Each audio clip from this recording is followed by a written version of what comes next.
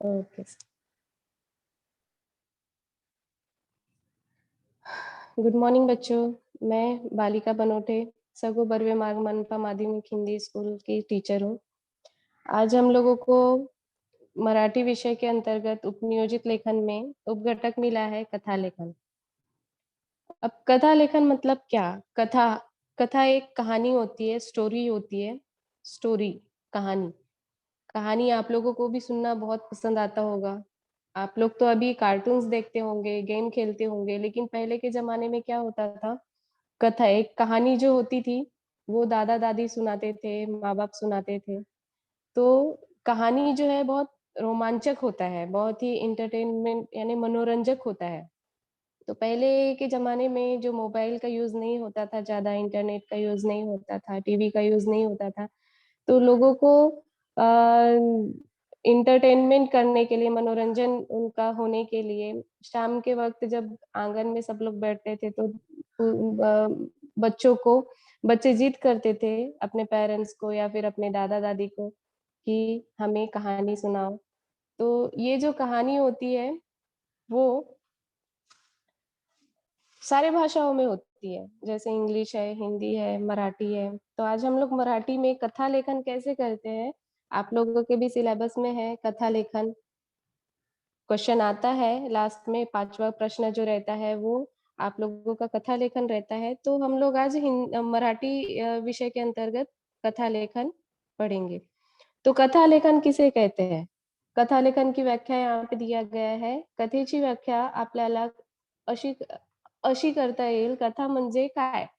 कथालेखन म्हणजे काय? कथालेखन एका विशिष्ट स्थलाकालात पात्रांच्या परस्पर संबंधातून घडलेल्या घटनाचे विशिष्ट हेतूने केलेल्या उत्कंठावर्धक चित्रण म्हणजे कथा होय. कथेचे वर सांगितलेले अंगभूत घटक सर्व कथामध्ये सारख्याच प्रमाणात असतात, असे नाही. लेखकाच्या हेतूनुसार ठराविक घटकांना जास्त महत्त्व मिळते. आता कथालेखन जे आहे तुमच्या सिलेबसमध्ये कथालेखन, उपयोजित लेखन प्रकारामध्ये कथालेखन हा एक विशेष घटक तुम्हाला दिलेला आहे. सृजनशील लेखनाला वाव देणारा आहे हा. कल्पना, नवनिर्मिती, स्वभाषेत प्रकटीकरण हे या वयोगटाचे वैशिष्ट्यपूर्ण पैलू आहे. तर कथालेखनाच्या योग्य सरावाने भावी कथालेखक घडू शकतील. तर कथा विषयानुसार कथाचे विविध प्रकार पडतात. म्हणजे अ, उदाहरणार्थ पहिला जी आहे शौर्य कथा, विज्ञान कथा, बोध कथा, ऐतिहासिक कथा, रूपक कथा, विनोदी कथा इत्यादी जे आहे, हे सगळे आपला कथा लेखनाचा प्रकार आहे. तर शौर्य कथामध्ये शौर्य कोणाची अगर किसी का आपको ताकत दिखाना है या फिर शौर्य दिखाना है, जैसे शक्तिमान, शक्तिमान का हम एक कहानी लिख सकते हैं, स्टोरी लिख सकते हैं, तो उसका शौर्य वहाँ पे बताया जाएगा। विज्ञान कथा रहता है, बोध कथा रहता है, ऐतिहासिक कथा रहता है, रूपक कथा, विनोदी कथा मतलब जो कॉमेडी कुछ रहता है, वो कथा रहता है. तर लेखनाचे महत्त्वाचे घटक जाणून घेण्यासाठी खालील आम्ही मुद्दे पाहणार आहोत. त्या मुद्द्यानुसार आपण समजून घेऊ, की कथा लिखण्यासाठी आपल्याला कोणते नियम आहे. तर कथा लेखन मराठीमध्ये कथेत घटना प्रसंग असतात, पात्रे असतात. बिना पात्र का कथा नहीं होता है, कहानी नहीं लिखा जाता है। जैसे हम लोग फ़िल्म देखते हैं, जैसे हम लोग सीरियल देखते हैं या फिर कोई भी चीज़ हम लोग देखते हैं, तो उसमें एक स्टोरी रहती है, उस स्टोरी में क्या रहता है, पात्र रहते हैं। जैसे हम हीरो-हीरोइन रहते हैं, तो ये जो है एक घटना भी रहता है और पात्र भी रहते हैं. घटना प्रसंग असल्याने स्थळ, काळ, वेळ या बाबी असणारच. या सगळ्यांना व्यवस्थित गुंफण्यासाठी अ, कथानक असते. कथानक असते म्हणजे ये जो पूरा रूप उसको देने के लिए कथानक रहता है. कथेमध्ये या सर्व बाबी आवश्यक असतात. कथेतील पात्रांचे एकमेकांशी बरे-वाईट संबंध असतात. त्यातून ताणतणाव, संघर्ष, गुंतागुंत निर्माण होते. पात्रातले ताणतणाव, संघर्ष वाढले की उत्कर्ष बिंदू निर्माण होतो. हे सर्व घटक कथेचे अंगभूत घटक असतात. तसेच कथेला शीर्षकही असते. बिना शीर्षक के कथा नहीं होता है. तो यहाँ पे कथा लेखन में यहाँ दिया है देखो, कथा ऐकणे व सांगणे हा आबालवृद्धाच्या आनंदाचा विषय आहे. हाँ, कथा सुनना या फिर देखना सबको प्रिय होता है। अगर आप लोग कार्टून भी देखते हैं, तो उसमें एक कथा होती है, एक स्टोरी होती है। बिना स्टोरी के कार्टून भी नहीं बनाते हैं। तो वो हम लोगों के लिए बहुत आनंददायी रहता है. विद्यार्थ्यांच्या कल्पनाशक्ती, निर्मिती व सृजनशीलता वाव देणारा हा विषय आहे. कथे इति कथा म्हणजेच सांगितली जाते की ही कथा म्हणजेच सांगितली जाणारी कथा असते. मतलब कहानी जो रहती है वो जो दादा-दादी पहले के ज़माने में होते थे वो बोल के सुनाते थे। अभी हम लोग देख कर भी और हम लोग टीवी पे देख सकते हैं, मोबाइल पे देख सकते हैं और पहले ये सब नहीं था, तो क्या करते थे पुराने ज़माने के लोग सिर्फ़ बोल के उसको सुनाते थे. कथाबीज हा कथेचा प्राण असतो. कथा ही आपल्याला कल्पनेने, विचाराने, सृजनशीलतेने रचली जाते. ती पूर्णतः काल्पनिक किंवा सत्य घटनेवर आधारित असूनही कथेच्या रूपात मांडली जाऊ शकते. कथेतून आनंद मिळतो, त्याप्रमाणे कथा विचार प्रवर्तकही असतात. कथेतून आनंद बरोबरच विचारांनाही दिशा मिळते. कथाबीजाच्या विषयाला पात्र, घटना, तर्कसंगत विचार यांनी फुलवणे हेच लेखन कौशल्य आहे. लेखन कौशल्य विकसित करणे हा कथा लेखन घटकाच्या अभ्यासाचा हेतू है. मतलब इसमें हमको आनंद भी मिलता है और कुछ सीखने के लिए भी मिलता है. सीखने के लिए मतलब उस कथा से हम लोगों को बहुत कुछ ये प्रेरणा मिलती है कि हमें आगे बढ़ना चाहिए। उस कथा के अनुसार जैसे-जैसे कथा का विषय रहेगा उस अनुसार हमको बहुत सारे संदेश भी मिलते हैं, प्रेरणा भी मिलती है. तो कथा बहुत अच्छा रहता है. तर कथा म्हणजे काय? कथा म्हणजे काय? हम लोगों ने पिछले इसमें देखा, तो इसमें देखते हैं कथा के लिए क्या-क्या हम लोगों को आवश्यक होता है. कथा में कथा बीज होता है, कथानक होते हैं, पात्र चित्रण होते हैं, कथेची रचना, कथेतील घटना व पात्रे, पात्रांचे स्वभाव विशेष, कथेतील संवाद व भाषा शैली, शीर्षक, तात्पर्य हे सगळे महत्त्वाचे असते. तर आपण एक-एक ह्याचा अर्थ बघूया. कथाबीज म्हणजे काय? कथाबीज म्हणजे अनेक घटकांची मालिका असते. ही घटनांची मालिका आपण अत्यांतिक संक्षिप्त रूपात 2-3 वाक्यात सांगू शकतो. ही कथेची मूळ घटना होय. या घटनेलाच कथाबीज म्हणतात. आता कथानक म्हणजे काय? कथानक म्हणजे इथे दिलेलं आहे कथेत अनेक घटना असतात. लेखक या घटना विशिष्ट क्रमाने रचत जातो. या रचनेतून पात्राच्या कृती, त्यांची स्वभाव वैशिष्ट्य, भोवतालचे सामाजिक वातावरण, परस्परातून संबंधातून निर्माण होणारे संघर्ष हे सर्व घटक उलगडून जातात. मग कथेच्या भावाशयाही पात्रांच्या कृतीतून निर्माण होणाऱ्या घटनांची मालिका म्हणजे कथानक असते.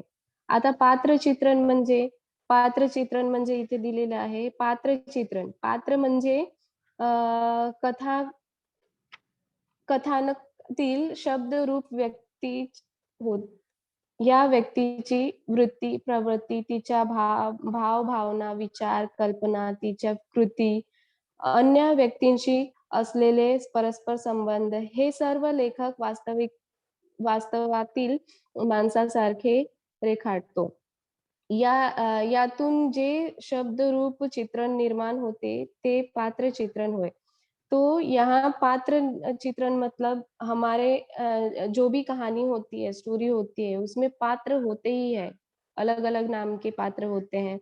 तो उसके स्वभाव के बारे में, फिर उसकी प्रवृत्ति के बारे में, भावनाओं के बारे में, ये जो है कथा का बहुत मेन पॉइंट होता है। जो पात्र होता है, उसी के अनुसार ये कथा जो है रचित होती है। जैसे आप लोगों को स्टोरी में बहुत सारे स्टोरी रहते हैं, जैसे इंसान के ऊपर भी स्टोरी होती है, प्राणियों के ऊपर भी स्टोरी होती है।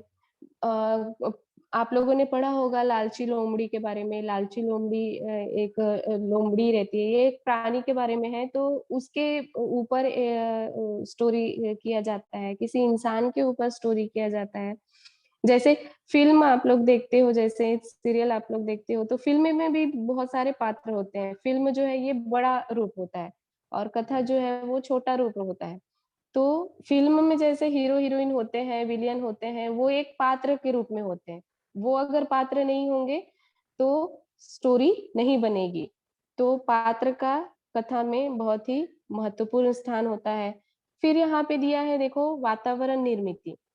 वातावरण, वातावरण भी एक महत्वपूर्ण घटक है कथा लेखन के लिए. आपल्या अवतीभोवतीच्या परिसरात सामाजिक, सांस्कृतिक, राजकीय, भौगोलिक इत्यादी घटनांची एक विशिष्ट वातावरण निर्माण होते. ते स्थळ काळाप्रमाणे बदलते.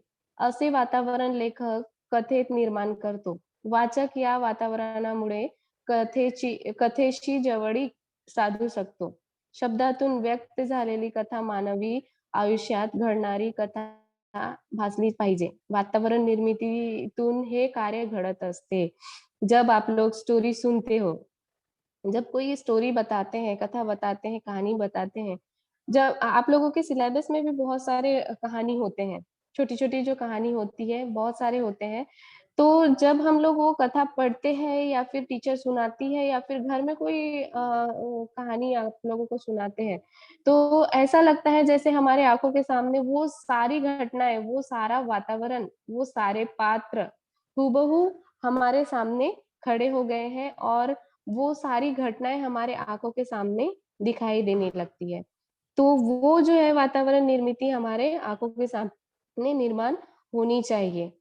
आता नाट्यमयता संघर्ष म्हणजे काय? नाट्यमयता संघर्ष.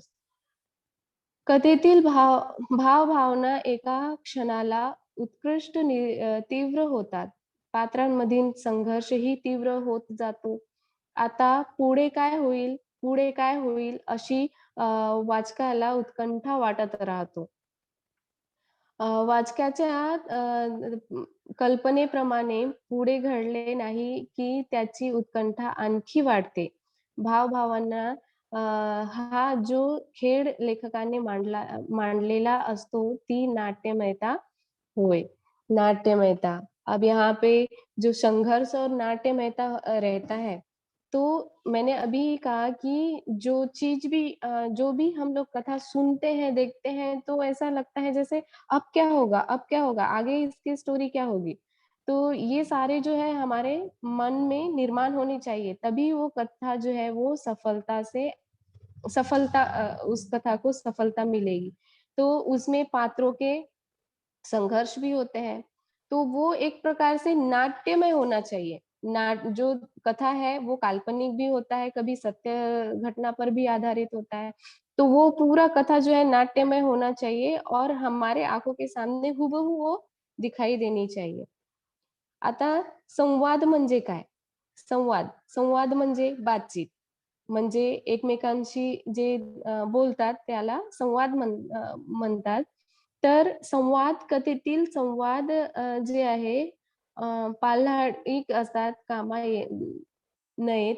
तर ते चटपटीत, आकर्षक व भाववाही अ, अ, असावेत. पात्रांचे व्यक्तिमत्व त्या संवादातून व्यक्त व्हायला हवे. तर कथानक नाट्यमयते ने पुढे सरकायला हवे. कथेची भावनात्मकता त्यातून व्यक्त झाली पाहिजे. असे संवाद कथेची उंची वाढवतात. तर संवाद जे आहे ते चटपटीत, आकर्षक, भाववाही पाहिजे. म्हणजे अ, कथा में जो संवाद होते हैं पात्रों के, तो वो जो है चटपटित होनी चाहिए। मतलब उसमें जिस तरह से बोला जा रहा है, जैसे गुस्से से बोला जा रहा है, तो उसमें गुस्सा उस लाइन में होनी चाहिए। उस कथा में जब हम कथा निर्माण करते हैं, तो उसमें गुस्सा होना चाहिए। जैसे कोई कॉमेडी कर रहा है, तो उसमें कॉमेडी जैसी बात होनी चाहिए। तो संवाद जो है, वो भी कथा निर्मिती के लिए बहुत ही आवश्यक होता है। कथा एककेंद्री असते. एककेंद्री. कमीत कमी पात्रे, कमीत कमी घटना प्रसंग, कमीत कमी परिसर, कमीत कमी मुलांचा संघर्ष यामुळे कथेचा एकच परिणाम साधला जातो. कथा एक केंद्रीय मतलब कथा छोटी होती है, स्टोरी जो है छोटी होती है, बहुत ज़्यादा लंबी नहीं होती है। तो अ, छो कम जैसे स्टोरी में कम से कम पात्र होने चाहिए, 2-3 से ऊपर ज़्यादा नहीं होने चाहिए। फिर प्रसंग भी थोड़ा ही होना चाहिए। तो ये जो है कथा निर्मिती के लिए बहुत ही आवश्यक होता है। कथा भूतकाळात लिहिली जाते। हाँ, ये बहुत महत्वपूर्ण है कि कथा जो है, कहानी जो है भूतकाल में लिखा जाता है. आपण वर्तमान काळात जगतो तेव्हा सर्वजण एकाच पातळीवर असतो. प्रत्येकजण आपापली कृती करीत असतो. प्रत्येकाच्या कृतीने परिणाम काय होतील हे कोणालाही माहीत नसतात. ते भविष्य काळात दिसणार असतात. आता साहजिक कोणत्या कृतीचे मूल्याचे कोणते परिणाम होतील ते अंधारातच राहते. खरे तर घटना पूर्ण झाली, कथानक पूर्ण झाले, की ते सर्व भूतकाळात जमा होते. मतलब पूरा जो कथा है वो किसमें आता है? भूतकाल में ही आता है। तो ये बहुत ध्यान देने वाली बात है कि हम लोगों को कथा जब निर्मिती करते हैं, निर्माण करते हैं, तो उसमें वो उसकी लाइन कैसी होनी चाहिए? सारी स्टोरी जो है भूतकाल में होनी चाहिए। अब भाषा शैली, भाषा शैली म्हणजे काय? भाषा शैली जैसे स्टोरी, कथा, भाषा शैली बहुत ही आवश्यक होती है. कथेतील पात्रांची तोंडीची भाषा व कथेच्या उर्वरित भागातील भाषा हे कथेतील भाषेचे 2 डोंबळ भाग पडतात. पात्रांची तोंडीची भाषा ते पाश पार्श्ववय, शिक्षण, सामाजिक दर्जा, आर्थिक स्तर, त्यांची मनोवृत्ती इत्यादी अनेक घटकांवर अवलंबून असते. मतलब उस जगह का जो है, उस स्थल का जो है, उसका वातावरण और समाज ये निर्माण करता है कि कथा की भाषा कैसी होनी चाहिए। अगर कथा की परिसर जो है वो गाँव की होगी तो गाँव के कुछ शब्द उसमें आएँगे। उसकी भाषा जो है थोड़ा गाँवठी हो जाएगा। अगर शहर का है तो उसमें भाषा शैली कुछ अलग होगी। तो ये ध्यान देना बहुत ज़रूरी है कि भाषा शैली उसकी कैसी होनी चाहिए। उस देश काल का वातावरण निर्माण करता है कि भाषा शैली कथा में कैसा उपयोग लाया जाए। अब इसका कथा निर्माण में हम लोगों का उसके बहुत सारी विशेषताएँ भी होती है। जैसे कथा जो है वो क्या करता है, मनोरंजन करता है, सब लोगों का मनोरंजन. कथा वाचताना आपण कथेतील पात्रांच्या जगात प्रवेश करतो. म्हणजे हम जब कथा पढ़ते हैं जब कथा सुनते हैं, तो हम उस पात्रों के जगह में प्रवेश कर लेते हैं। जैसे तुम लोग जब पिक्चर देखते हो तो तुम लोगों को लगता है कि मैं हीरो बन गया। मतलब उस हीरो के जगह पे अपने आप को देखने लगते हो। तो वही कथा पर भी डिपेंड यानी कथा को भी ऐसे ही अ, होना चाहिए जब हम सुनते हैं या फिर हम लोग देखते हैं। नेहमीच्या ताणतणावानी भरलेल्या जगातून वेगळ्या जगात विहार करायला मिळते.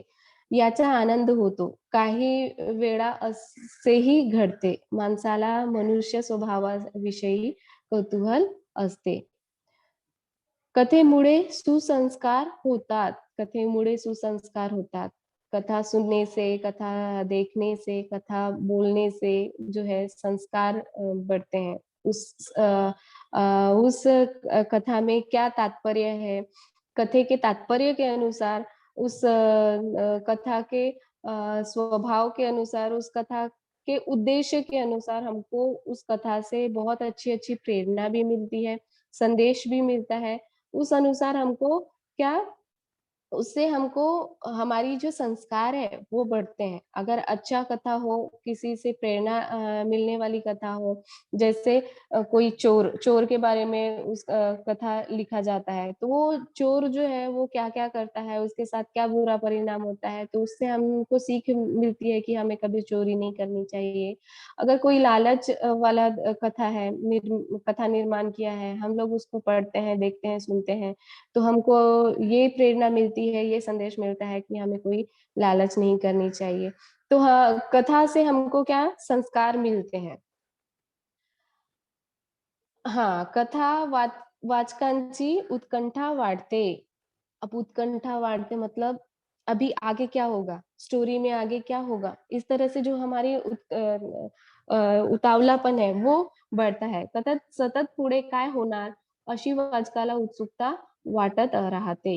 वाचक स्वतःचे काही अंदाज बांधतो. लेखक घटनांची गुंफण इतक्या कौशल्याने करतो की अ, वाचकाचे अंदाजही कोलमडून पड़तात. हाँ, जब हम लोग कथा सुनते हैं तो ऐसा लगता है जैसे इसके आगे ऐसा होना चाहिए या फिर ऐसा होगा या फिर क्या होने वाला है। ऐसा जो है हमारे मन में कौतूहल निर्माण होता है, उत्सुकता निर्माण होती है कि आगे क्या होगा, आगे क्या होगा? तो ये जो है हम लोग कभी-कभी ये भी सोच लेते हैं कि नहीं इसमें ऐसा होगा, इसके आगे ऐसा होना चाहिए या फिर होगा, इस तरह से। लेकिन जो लेखक है उस उस रास्ते में नहीं जाता है जो हम लोग सोच रहे हैं, लेखक का कुछ अलग ही रहता है।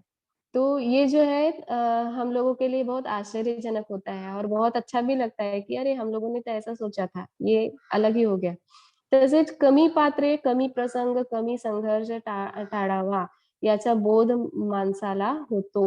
मतलब आप कथा निर्माण करते वक़्त हम लोगों को ये ध्यान में देना चाहिए कि कमी पात्रे, यानी उसमें पात्र कम होने चाहिए, प्रसंग कम होने चाहिए, उसमें संघर्ष कम होने चाहिए। ये हमारे लिए 5 मार्क का क्वेश्चन रहता है, तो उस अनुसार हमको थोड़ा कम पात्र, कम प्रसंग, कम स्टोरी से हमको उसका निर्माण करना है. हे सर्व सुसंस्कार होत. त्यामुळे त्याची उत्सुकता आणखी वाढते. मनुष्य स्वभावाचे अकल्पित नमुने वाचकासमोर येतात. त्यांच्या ज्ञानामुळे वाचक अधिक प्रगल्भ होतो. प्रगल्भ होत जाण्याचा एक उदात्त आनंद वाचकाला मिलतो. हाँ, जब हम लोग स्टोरी पढ़ते हैं तो हमको बहुत ही आनंद मिलता है, हमारी उत्कंठा बढ़ती है, जिज्ञासा बढ़ता है कि नहीं आगे क्या होगा। तो ये कथा का मेन पॉइंट होता है कि हम जब कथा निर्माण करते हैं, कोई भी कथा हो, वो मनोरंजक होनी चाहिए और उत्सुकता बढ़नी चाहिए।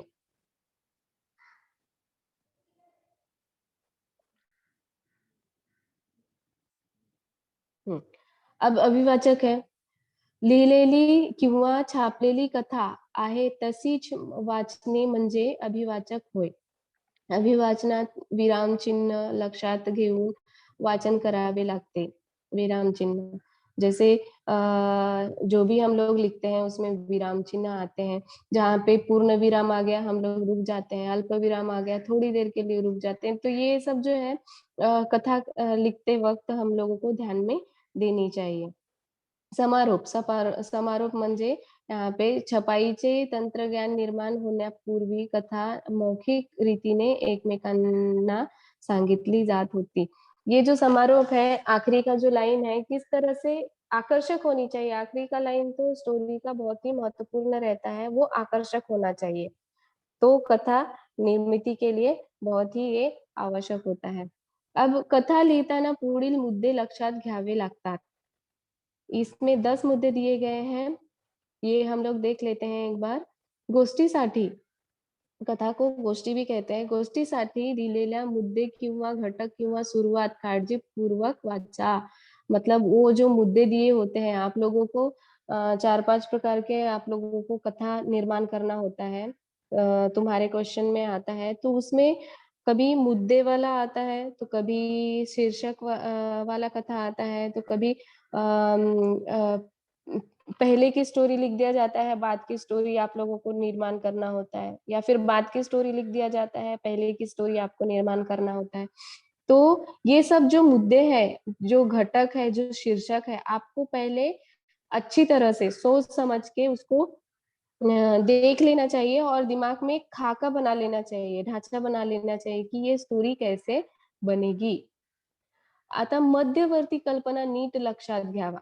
मध्यवर्ती जे कल्पना आहे, ये जो है आपको बहुत ही विशेष रूप से ध्यान देना चाहिए. सूचित होणाऱ्या घटना समजावून घ्या.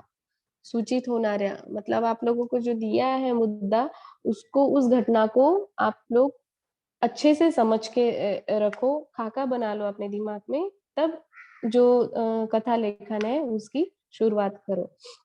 घटनाक्रम ठरवा. घटनाक्रम पहले से ही अपने दिमाग में ये रख लो कि किस घटना के बाद कौन-सी घटना होनी चाहिए, किस पात्र के बाद कौन-सा पात्र उसमें लाना चाहिए, ये घटनाक्रम अपने दिमाग में लाना चाहिए. आरंभ, मध्य व शेवट असे 3 भाग करा. हाँ, पहले ही अपने दिमाग में जो खाका बना हुआ रहता है, उसमें आरंभ कैसे करना है, मध्य में बीच में क्या स्टोरी लिखनी है, कैसा करना है और शेवट मतलब आखिरी में कैसे कथा का आखिरी जो लाइन ये है वो कैसे अंत बनाना है. तो वो जो है सब दिमाग में पहले ही सोच लेना चाहिए, तब कथा लिखने की सुरुवात करनी चाहिए. गोष्टीची भाषा साधी, सुटसुटीत असावी, शेवट परिणामकारक असावा, ये सब सोचना चाहिए. शक्य तेथे गोष्टीत म्हणी वाक्प्रचारांचा वापर करा. अगदी महत्वाचे म्हणजे कथा भूतकाळात असावी. मतलब ये बहुत महत्वपूर्ण होता है, कथा जो है वो भूतकाल में होना चाहिए. गोष्टीला योग्य शीर्षक द्या. हाँ, कथा को योग्य शीर्षक मिलना चाहिए. जैसे कोई प्राणी के बारे में अगर स्टोरी लिख रहे हो, तो उसके लिए योग्य, फिर मनुष्य की स्टोरी अगर कुछ उसके स्वभाव से है, उसके शौर्य से है, तो योग्य शीर्षक आपको कथा शीर्षक मतलब कहानी का नाम जो है वो होता है, तो वो शीर्षक मतलब नाम आपको योग्य देना चाहिए. उस कहानी पर जो सही बैठे, वो योग्य शीर्षक आपको देना चाहिए. मुद्द्यांप्रमाणे परिच्छेद करा. यानी मुद्दा आप लोगों को जो मुद्दा दिया होता है, उसके अनुसार आपको वो परिच्छेद परिच्छेद मतलब पैराग्राफ करके लिखना चाहिए.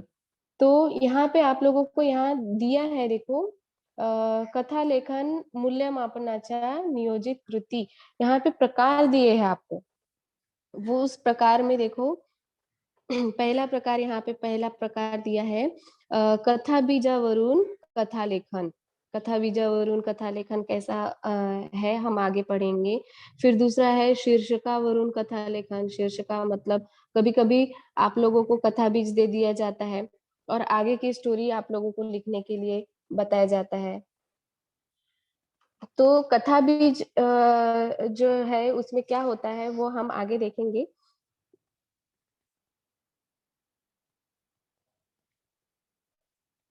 अब दूसरा है शीर्षकावरून कथा लेखन. दूसरा प्रकार का क्वेश्चन आप लोगों को आता है कि शीर्षक शीर्षक यानी स्टोरी का नाम दे दिया जाता है, उस नाम के अनुसार हमको कथा रचना पड़ता है. तो वो भी है एक प्रकार. और दूसरा प्रकार है दिलेल्या शब्दांवरून कथालेखन. शब्द दिया जाता है. जैसे ऐसे शब्द होते हैं जैसे मैत्री, दफ्तर, गृहपाठ, रास्ता. ऐसे शब्द दे दिया है और उसको एकत्र करके हमको वो कथा निर्माण करना होता है. तो इस पर भी आधारित एक कथा आप लोगों को क्वेश्चन दिया जाता है. चौथा है अपूर्ण कथा पूर्ण करने. हाँ, एक आधा स्टोरी लिख दिया जाता है, आधा कथा लिख दिया जाता है और उसको हम लोगों को पूर्ण करने के लिए बताया जाता है। जैसे शुरुआत की कथा लिख दिया जाएगा या फिर अंत की कथा लिख दी जाएगी। तो ऐसे हम लोगों को उसका अंत या फिर शुरुआत ऐसे हमको उसको भरना पड़ता है, या फिर उसके आगे की स्टोरी या फिर पहले की स्टोरी लिखनी पड़ती है। ऐसे ये चौथा प्रकार हो गया। और फिर लास्ट का जो है आप लोगों का मुद्द्यांवर आधारून कथा लेखन। मुद्दा मुद्द्यावर आधारून मतलब बहुत सारे ऐसे मुद्दे दे दिए जाते हैं। बीच-बीच का जो मुद्दा है वो आप लोगों के सामने दे दिया जाता है। जैसे एक राजा, लोभी, देवाची भक्ती, देवाकडून वर स्पर्श केला, सोने, असहाय्य राजाची मुलगी सोन्याची, देवाच्या धावा, देव पुन्हा प्रसन्न, ऐसा ऐसा शब्द दे दिए यानी मुद्दा दे दिया जाता है और उसको आपको पूरा करना होता है। मुद्दे के अनुसार आपको स्टोरी बनाना पड़ता है। तो हम लोग आगे ये सब जो है देखते हैं कि स्टोरी कैसे यहाँ पे हम लोग निर्माण करेंगे। पहिला हम लोग देखेंगे कथा बीजावरून कथालेखन। कथा बीजावरून कथालेखन इथे तुम्हाला समोर स्क्रीनवर दिसत आहे. कथा बीजावरून कथालेखन कसं करायचे? महत्त्वाचे मुद्दे इथे दिलेला आहे. शौर्य, मानवता, परोपकार, क्षमाशीलता इत्यादि काही कथा बीजे असतात।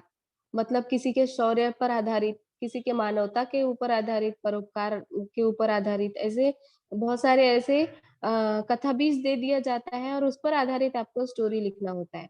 कथा बीज लक्षात घेऊन कथा त्याभोवती गुंफायची असते।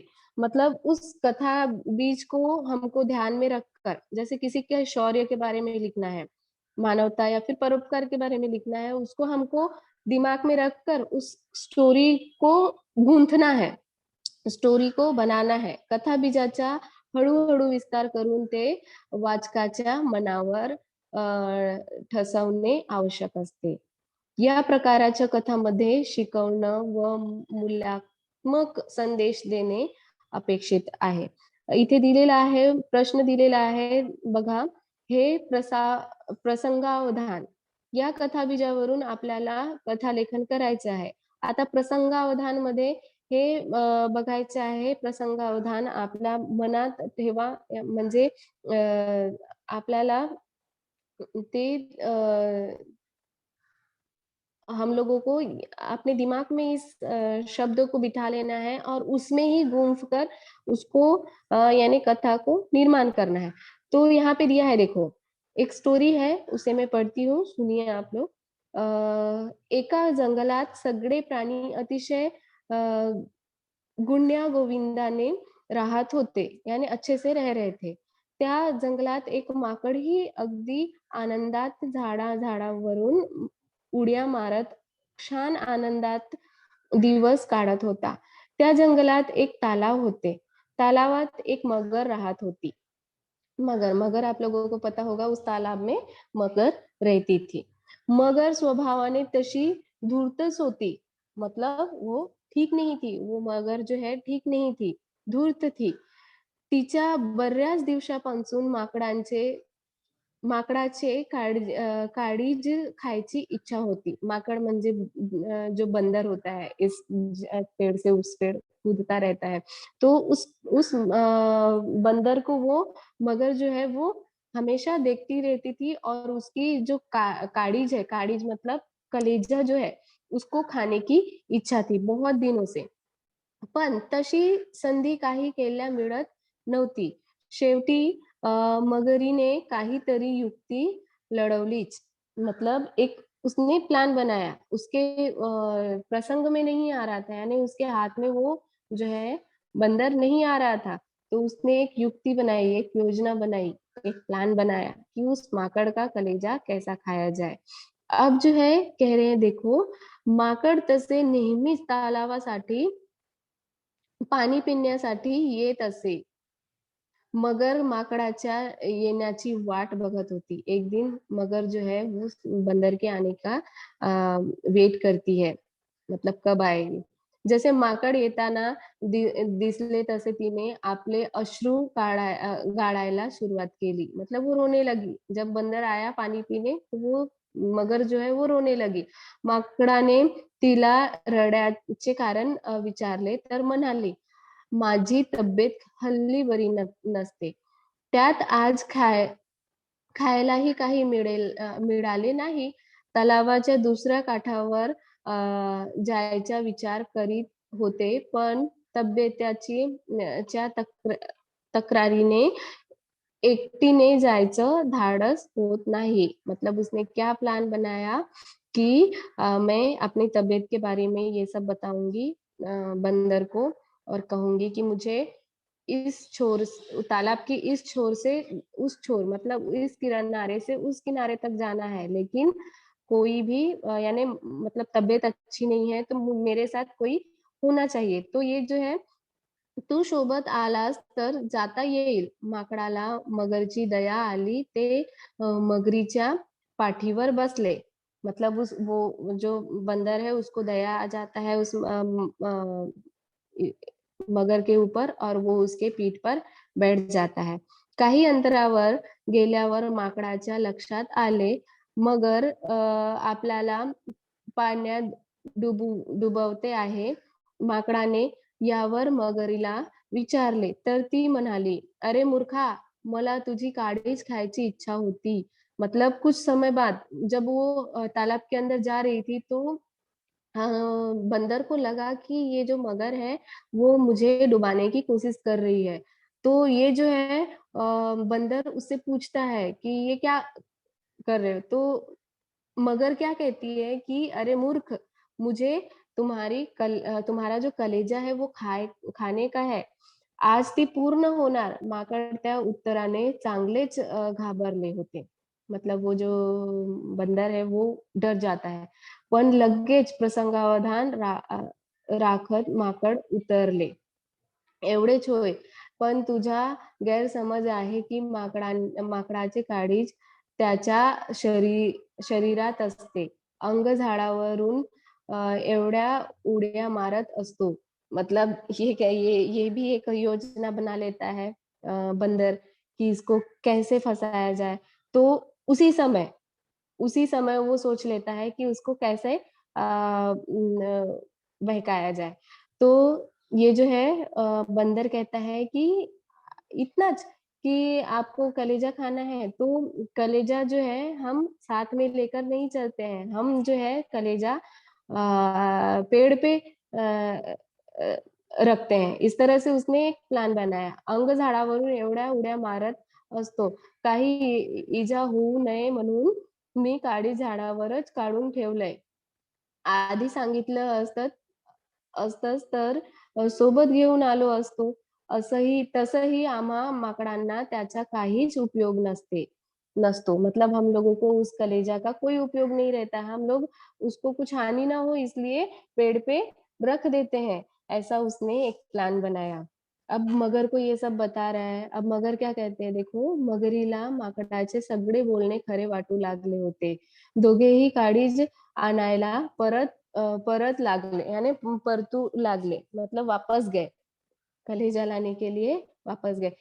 क्या कलेजा के बगैर कोई जीव जी सकता है? तो ये सब जो है मगर को नहीं पता था, और जो बंदर जो है उस मगर को क्या बेवकूफ बना रहा था। तलावाच्या काठावर येताच माकडाने अ, टुनकन उडी मारली आणि झाडावर जाऊन बसले.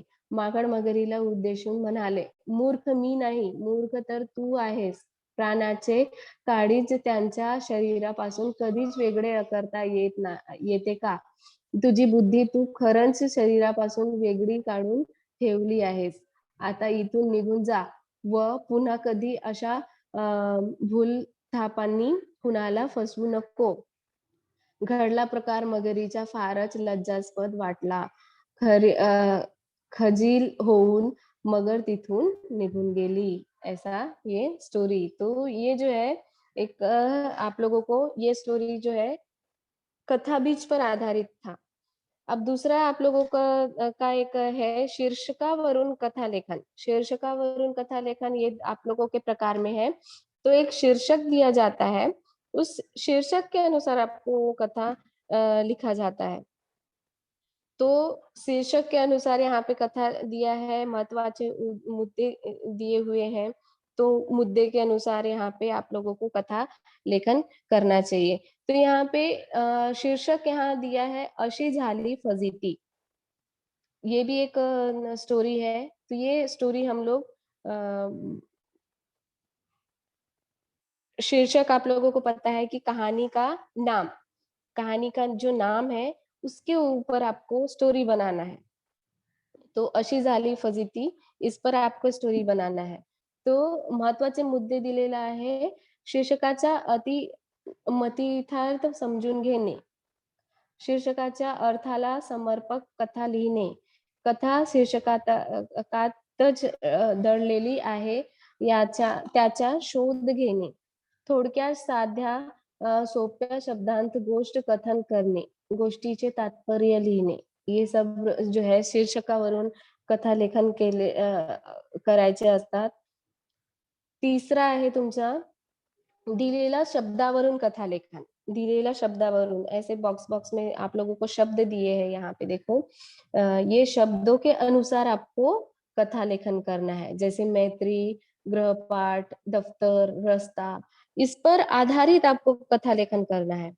तो दिलेला शब्द नीट वाचा, इसको अच्छे से पढ़ना है। त्यातील परस्पर संबंध समझून घ्या। संबंध समझना है। अगर संबंध नहीं समझोगे तो उस पर आधारित आपको कहानी लिखना बहुत ही कठिन हो जाएगा। शब्दांत दडलेली गोष्ट मनात तैयार करा।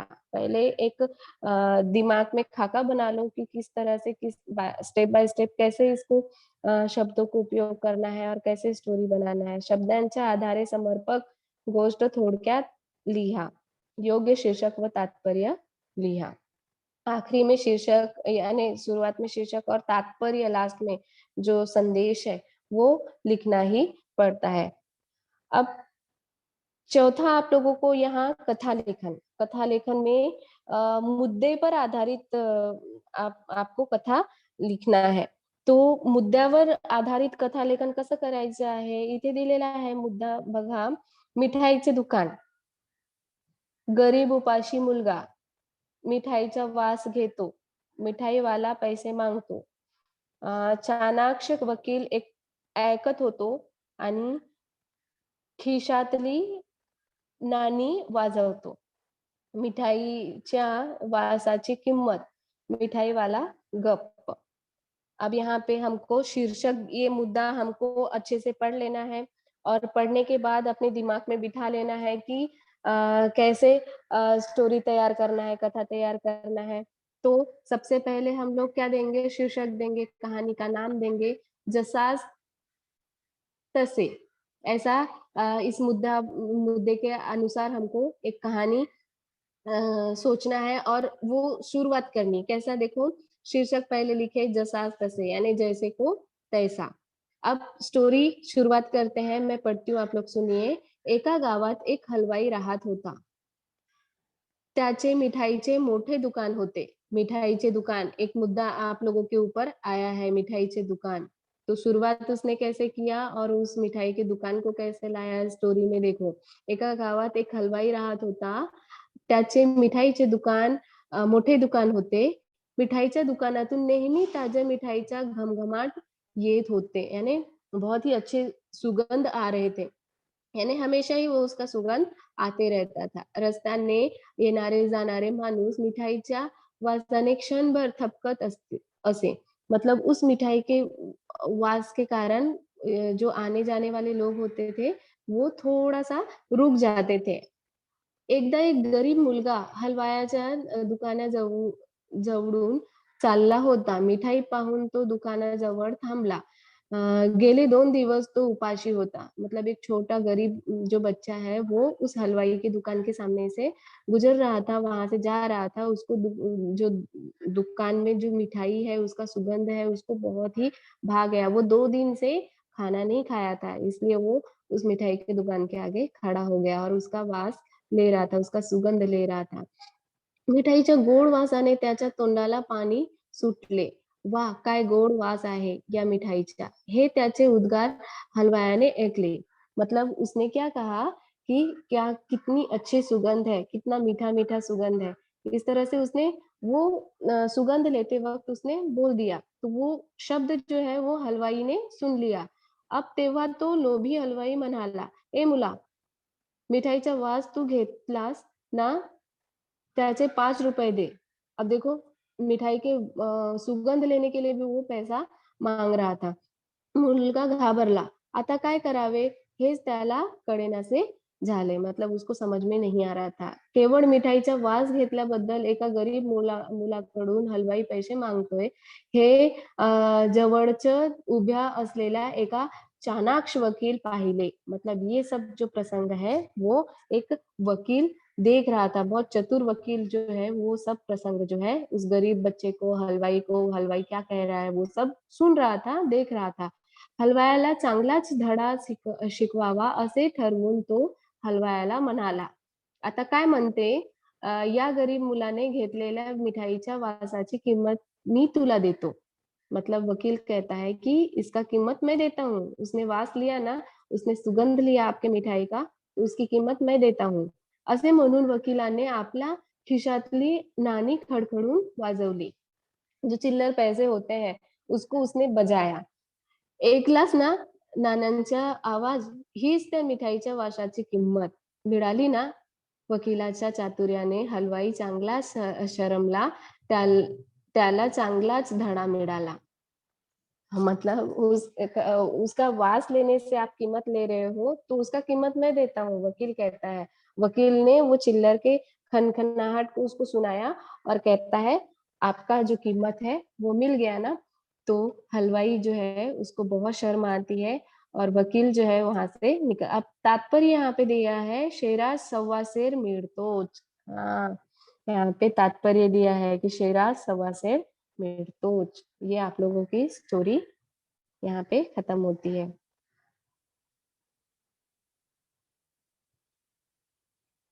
सर.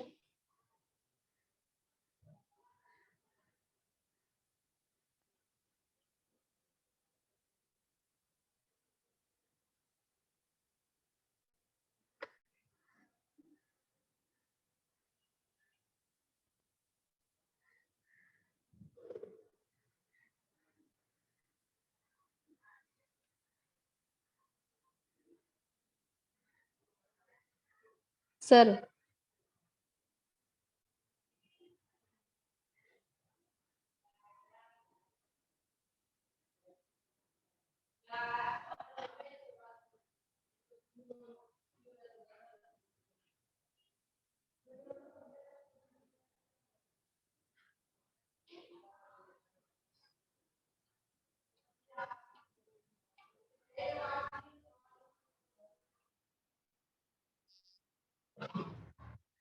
सर क्लास खत्म हो गया है. Okay miss.